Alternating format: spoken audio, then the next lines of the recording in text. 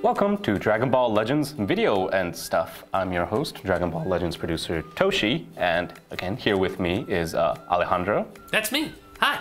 I'm the voice of Shallot. Rhymestyle. You have the two loudest people with you again. How do you feel about that? I do regret using earplugs here. Oh, okay.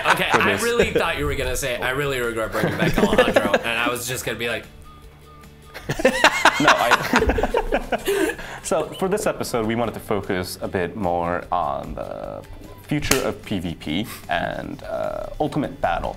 I want to, again, refer to everybody regarding April's co-op battle with Demon King Piccolo. Yeah, another thing that we're looking forward to with system upgrades is obviously co-op. You guys have experienced it for a few months now. Yep. How is it?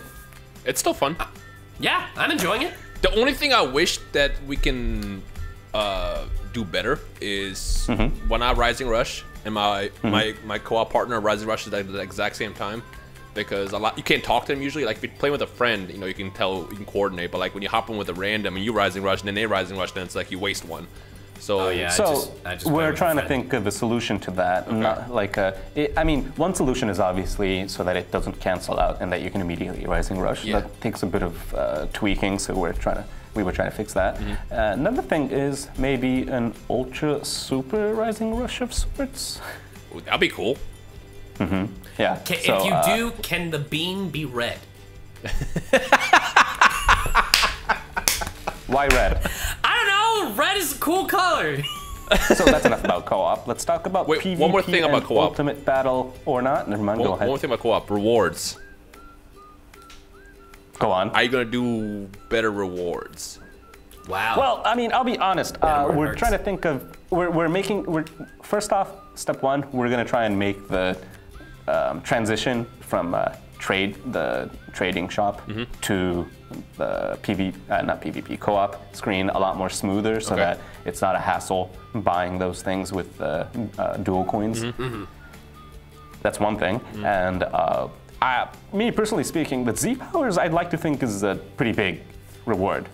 Like they stack up pretty greatly. Yeah. But especially for the people that can't manage to get beyond like a 2-star. So that just getting one Z power item lets you get to the next star. Yeah, but you're talking a rhyme. Well, the reason why I ask is right now, my focus with co-op is to just get Zenkai souls. And again, but Zenkai is a whole nother discussion. So it's like you can only do co-op really like 3 times a day where you get like the booster rewards. And then after that, it's like it's very, very minimal. It's like it's fun to do co-op, but it's like a lot of times I feel like I'm doing it and I'm really like getting nothing in return for. So you, if I recall correctly, you have Zenkai level 7 beers, right? Yeah, and I never want to do that again.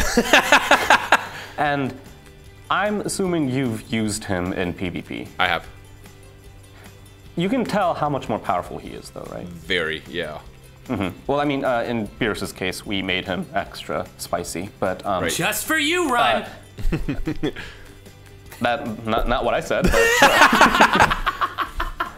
But we don't want for everybody to immediately get 100% full power on the Zenkai characters. Right. Is one thing. We want for this to be something you do on a daily basis, something that gives you a reason to play co-op for a daily basis. In fact, we don't even want people to like infinitely grind co-op, mainly because just the sheer amount of play per round is longer than your average round in other game modes. So it becomes a bit of a stress, we understand. I mean, I've felt that sometimes too. So we feel the 3-time reward per day is actually a good incentive for people to maybe keep playing on a daily basis, weekly basis. So that's something that we'd like to keep for now. Obviously, if it ends up being something negative, we're gonna obviously think of a new way of providing for rewards. As of now, we're thinking that the number of times we provide things via co-op isn't that extremely bad. And we don't want it to be too extremely good in the sense that if everybody immediately gets like a fast pass to 100% Zenkai, it kind of messes with the meta in the sense that I'm pretty sure you guys have felt something similar of that sort in the Ultimate Battle, in fact. The only which thing I'm gonna drive to. But the only thing I was gonna say is with Zenkai, as someone who's done it once before, like I feel like I don't want to do it again just because of how much time went into it. Now, if we can have something like, for example, you know, if you do co-op, you get the Zenkai Adventures.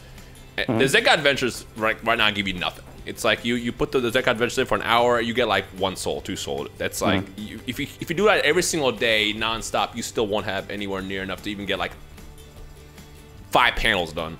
So maybe like add more adventures to kind of like alleviate the Zenkai grind. Because like right now, I would love to use the co-op shop to get more rewards, but it's like, as a player, I'm like, it's much better to just hold on to my coins so I can use it towards Zenkai in the future if something else comes out that I really want. Because right now, I have like maybe 3 characters that I would go for the Zenkai grind.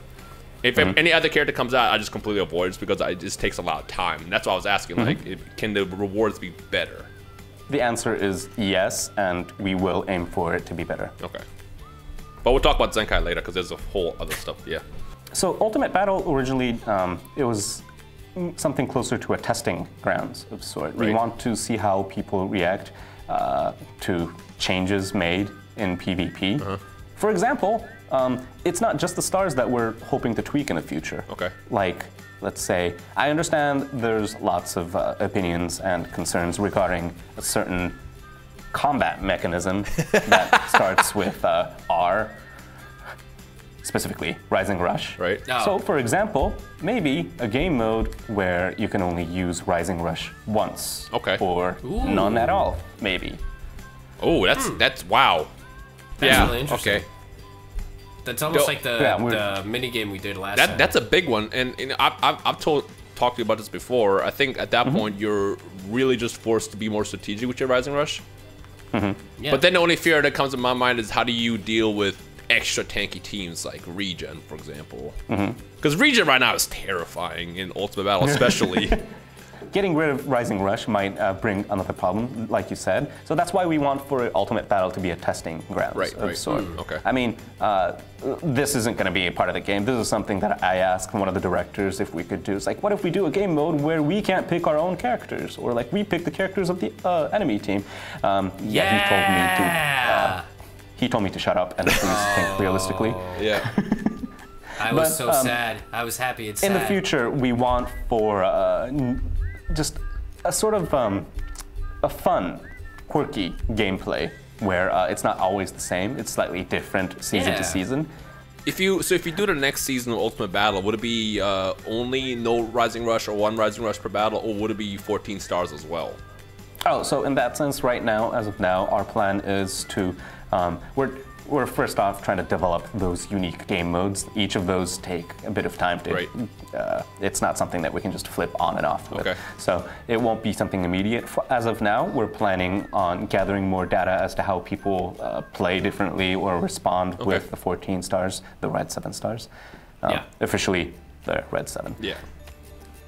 So I'm hoping that you guys give me just shout-outs. I'm reading them as usual. I'm spying on everybody. I'm probably not going to say anything for obvious reasons. But I am taking in feedback. I apologize for not being able to respond immediately. I mean, you guys have probably seen this in lots of other games too, but sort of too much communication creates like a barrier where people's expectations become unrealistic, and we want to make sure that it's a healthy communication. Okay. But at the same time, I am aware that we're not giving you enough information, so that's something that we're working with.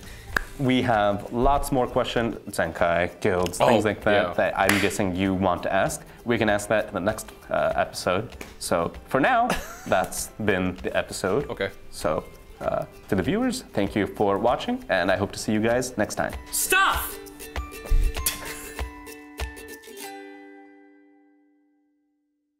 バンダイナムコ